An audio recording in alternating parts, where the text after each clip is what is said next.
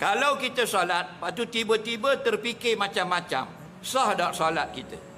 Dia tengah semayang, dia fikir macam-macam. Tengah semayang dia fikir berah tak beli lagi.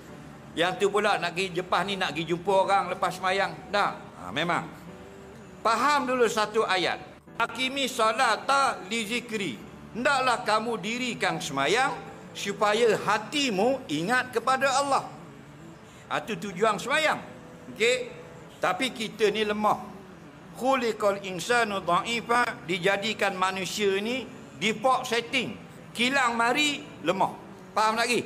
Banyak kelemahan kita, betul tak? Sebab tu kita semayang banyak ingat ke lain. Dalam 24 jam Allah wajibkan 5 kali semayang saja. Kenapa? Kerana masa tidak semayang kita tak ingat Allah. Betul tak? Masa ni kita ingat kerja, masa ni kita ingat bini, masa ini ingat suami, masa ni ingat anak, masa ni banyak hal. Jadi kalau tidak diwajibkan semayang langsung, kamu langsung tak ingat Allah.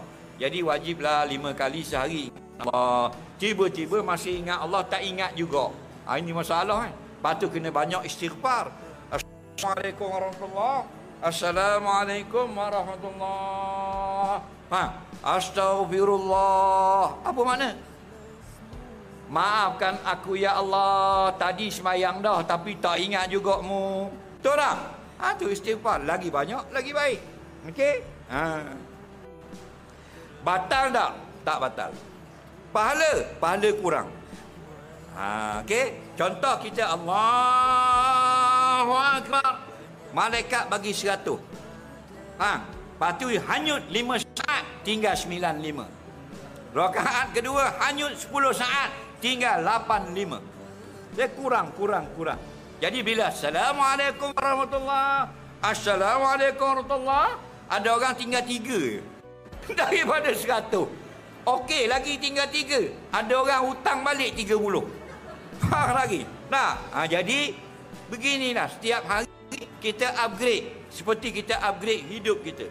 Dulu kita mula-mula pakai motor, lepas tu pakai kancil, lepas tu pakai kaca wajah. Sekarang alhamdulillah Axia. Faham? Kan dia ada upgrade. Begitulah dengan semayang kita. Dulu kita langsung 4 rakaat tak ingat Tuhan. 10 tahun lepas dapat 1 rakaat ingat Tuhan.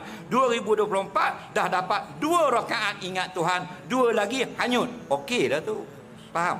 Jadi berusaha. Allah tahu kita lemah.